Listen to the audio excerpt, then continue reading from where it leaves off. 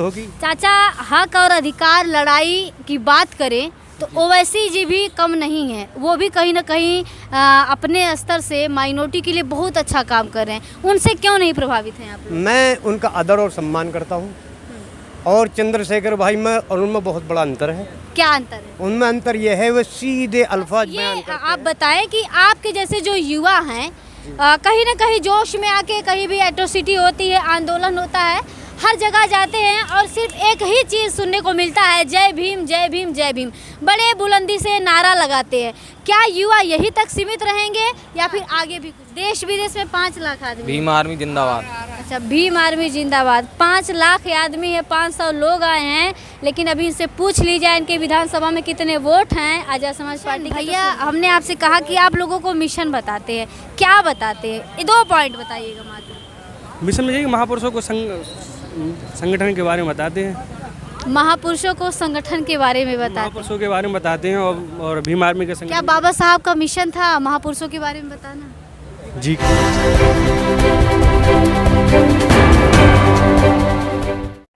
जय भीम। मेरा नाम मेहताब है। मेहताब, बड़ा अच्छा लगता है जब जय भीम संबोधन करते हैं, बड़ा अच्छा लगता है। कहाँ से आए बाबूजी? मैं मेरठ से हूँ और हस्तिनापुर विधानसभा ब्लॉक का अध्यक्ष हूँ। अच्छा, हस्तिनापुर के ब्लॉक अध्यक्ष हैं आप? जी सर। अच्छा, कितने लोग साथ में आए हैं?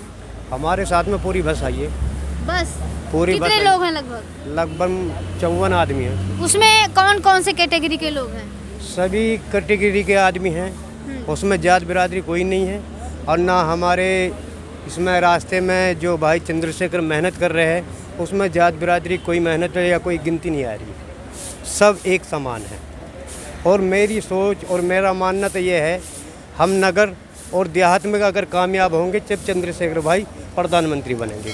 अच्छा, कहीं ना कहीं इनकी जो ये काम कर रहे हैं, इनके जो उद्देश्य हैं वो प्रधानमंत्री बनाने के हैं। सही बात चाचा? क्योंकि बंदे का हक है, बंदे ने घर घर से निकल के सड़कों पे गरीब मजदूरों के जिसके भी साथ में अत्याचार हो रहा है उसकी हक की लड़ाई लड़ रहा है। और ना तो वो अपने परिवार को देख रहा, ना वो अपनी माता को देख रहा, ना अपनी बहनों को, किसी परिवार का कोई ना घरवाली को देख रहा, ना बच्चों को देख रहा। वो किसकी खातिर लड़ रहा? वो अपने समाज की खातिर लड़ रहा। समाज में किसी बिरादरी का नाम नहीं लेता। अगर किसी बिरादरी का चंद्रशेखर भाई ने नाम लिया हो तो मैं माफ़ी चाहता हूँ। सिर्फ हमें हक की लड़ाई चाहिए। हक की लड़ाई जब होगी जब हम सारे एक कंधे से कंधा मिलाकर चलेंगे, इंशाअल्लाह हमारी जीत होगी। चाचा, हक और अधिकार लड़ाई की बात करें तो ओवैसी जी भी कम नहीं है, वो भी कहीं ना कहीं अपने स्तर से माइनॉरिटी के लिए बहुत अच्छा काम कर रहे हैं। उनसे क्यों नहीं प्रभावित हैं आप लोग? मैं उनका आदर और सम्मान करता हूँ और चंद्रशेखर भाई में और उनमें बहुत बड़ा अंतर है। क्या अंतर है? उनमें अंतर यह है वो सीधे अल्फाज बयान करते हैं, सीधे अल्फाज बयान करते हैं दूसरे को बुरा लगने के।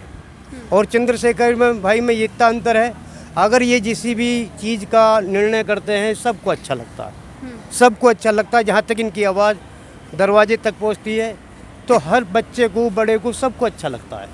और इसीलिए अभी तो थोड़ी शुरुआत है, देखते जाओ, कुछ टाइम आएगा चंद्रशेखर का ही नाम हर जगह कोने कोने में होगा। आज हिंदुस्तान में है, सब जगह हो। ये हिंदुस्तान है कि भारत? भारत के तो असल, मगर एक बात तो बताइए आप मुझे, भारत हिंदुस्तान बांटा किसने? बताइए, कोई सवाल जवाब है तुम्हारे पास में? मैं आपसे सवाल कर रहा हूँ। एक मिनट, थोड़ी सा इस पे चर्चा हो जाए। आप संविधान जानते हैं? संविधान को सुना है, मैंने पढ़ा नहीं। संविधान को सुना है, जब पढ़े नहीं तो क्या बोले। संविधान में कहीं भी नहीं लिखा है चाचा कि ये हिंदुस्तान है। हिंदुस्तान शब्द का कहीं जिक्र ही नहीं किया गया है। हम संविधान के मानने वाले हैं। बड़ा दुख होता है आप जैसे जागरूक लोग जब इस भारत को हिंदुस्तान कहते हैं। जब हमें जो हमारे सामने बड़े आए और उन्होंने एक ही तख्ती बढ़ा रखी है कि हिंदुस्तान है, समझे आप मेरी, मगर अब इसको पलट हो गई, अब इसका बदलाव होता चला जा रहा है। इसका बदलाव चंद्रशेखर भाई कर रहे हैं और भारत बनकर एक मजबूत ताकत में आएगा और इसी ताकत में आएगा, विदेशों में नंबर 1 होगा। चलिए, इन्होंने अपने विचार व्यक्त किए, इसके लिए बहुत बहुत धन्यवाद। जी भैया, आपका नाम? जी, मेरा नाम पुनीत राज बहुजन मागी और भीम आर्मी आजाद समाज। आप पूरा नाम फिर से? पुनीत राज बहुजन बागी और भीम बहुजन बागी। बागी।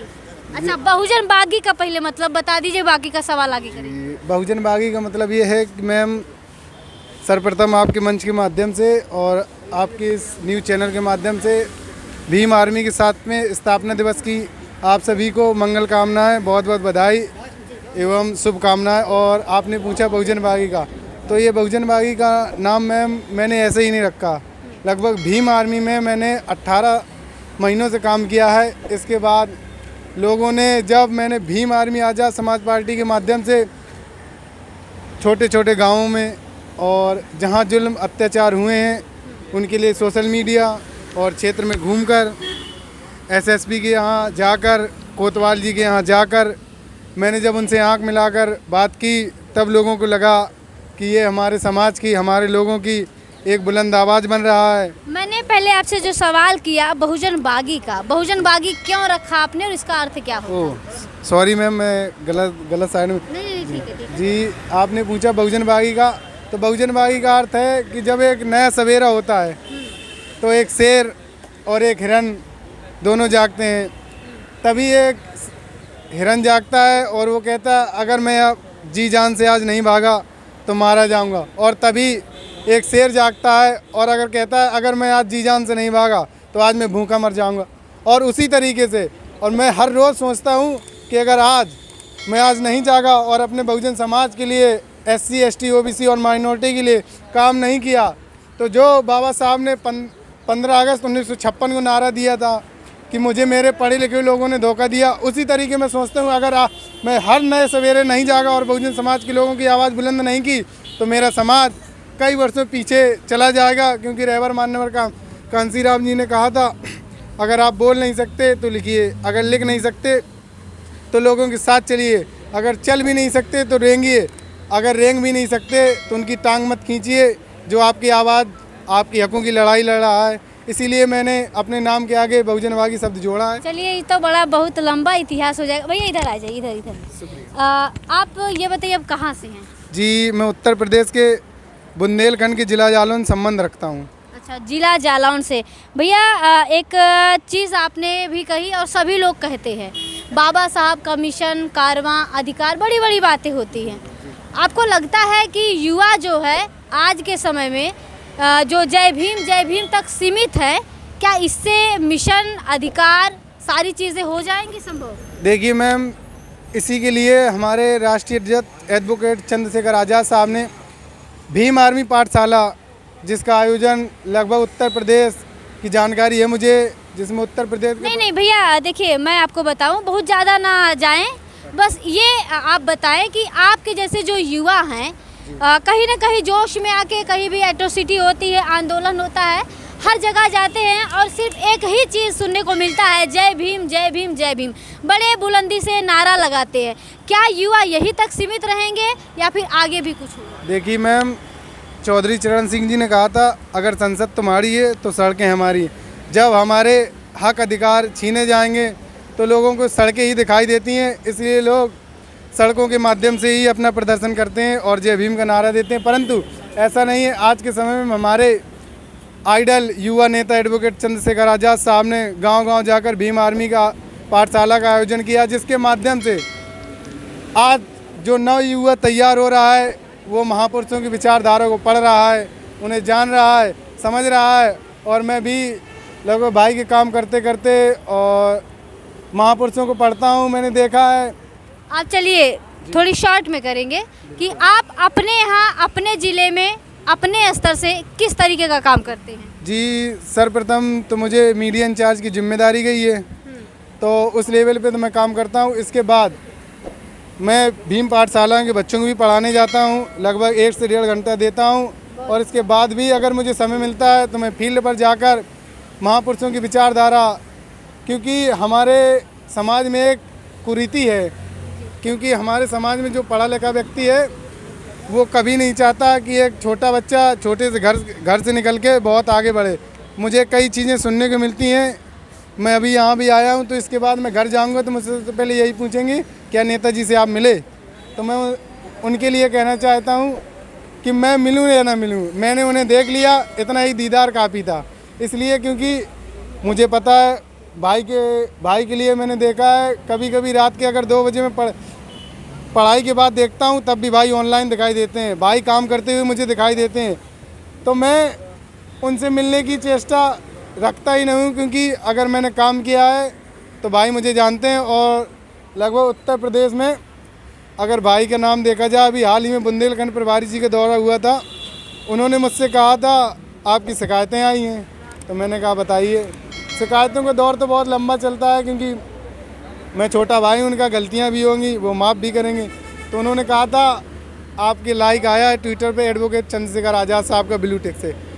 मुझे पता नहीं था, तब मुझे पता चला कि भैया ने मुझे लाइक किया है, तो मुझे लगा कि हाँ भैया की नज़र रहती है प्रत्येक छोटे छोटे कार्यकर्ता का, और मैं भैया को सुनता भी हूँ। तो अभी हाल ही में राष्ट्रीय अध्यक्ष जी का कानपुर में। चलिए भैया, ये आपकी कहीं ना कहीं ये व्यक्तिगत बातें हो जाएंगी, बहुत लंबी बातें हो जाएंगी और समय का थोड़ी सा अभाव है। हमने भैया से बात किया और इन्होंने अपना जो है विचार व्यक्त किया, और जिस स्तर से ये काम करते हैं अच्छा लगा जानकर। अच्छा ये बता दीजिए, चंद्रशेखर भाई के साथ 4 साल से चलता हूँ। अच्छा चंद्रशेखर भाई के साथ। एतमादपुर क्षेत्र से हूँ मैं भी।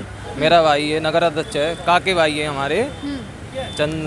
कितने लोगों के साथ में आए हैं टुंडला से? हम कम से कम 500 आदमी हैं। क्या बात है, 500 आदमियों के साथ ये टुंडला से? हाँ? 5 लाख आदमी हैं। अच्छा, देश विदेश में 5 लाख आदमी। भीम आर्मी जिंदाबाद। अच्छा, भीम आर्मी जिंदाबाद। 5 लाख आदमी है, 500 लोग आए हैं। लेकिन अभी इनसे पूछ ली जाए इनके विधानसभा में कितने वोट हैं आजाद समाज पार्टी के, तो सुनने होगा। भैया आपका नाम? जी मेरा नाम रोहित भैया जी है और झांसी मंडल कार्यकारिणी सदस्य हूँ। अच्छा चलिए भैया, आप कितने लोगों के साथ में आए हैं? जी मैं करीबन 100-150 लोगों के साथ में आया हूँ।